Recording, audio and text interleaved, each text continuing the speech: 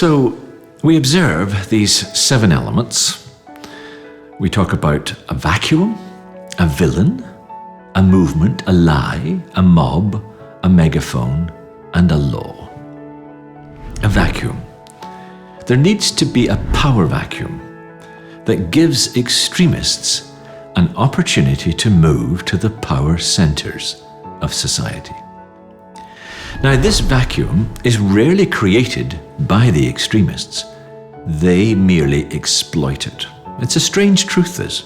Extremists usually get into power because they are invited. Extremists flourish only when moderates fail. People don't turn to extremists until all other solutions appear to have been unsuccessful. Extremism always needs a vacuum to step into. The communists, for example, of Eastern Europe gained a foothold in Europe only because of the vacuum that followed the chaos of the 2 world wars. It was the same in China. Mao took his chance only because Chiang Kai-shek ran off with the country's savings. When the forces of moderation fail, only then do extremists prevail. Now, in India, this vacuum opened up in the 1990s. It was caused by 2 factors. One was the fragmentation of the ruling Congress Party, which had held power since India began its democratic journey in 1950, and also with the collapse of left-wing ideology after the fall of the Berlin Wall. India's politics always organized around 2 extreme poles, communalism and communism. Now, traditionally, the Congress Party of Gandhi and Nehru occupied power by promising to keep these 2 extremes at bay.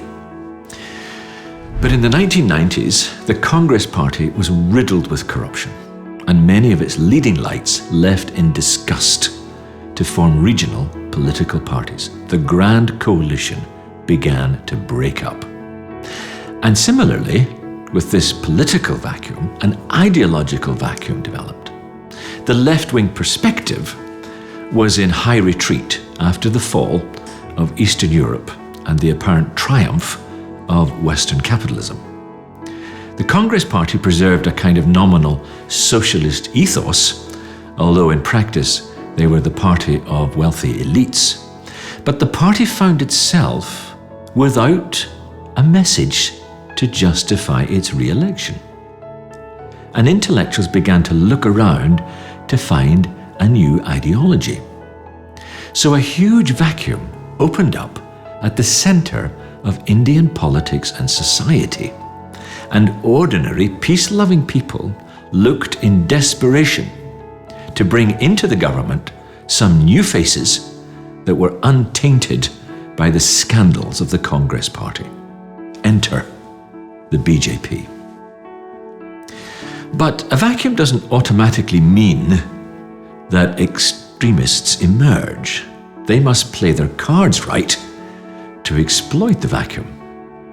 And to do this successfully, this is where we look at the other elements. A villain to organize the power grab, a movement which is created to get things done, a mob which creates instability and intimidates voters, a lie to motivate the mob to acts of violence, and a megaphone, very often, to reinforce the lies, creating a new way of thinking and guaranteeing that this new ideology changes the culture.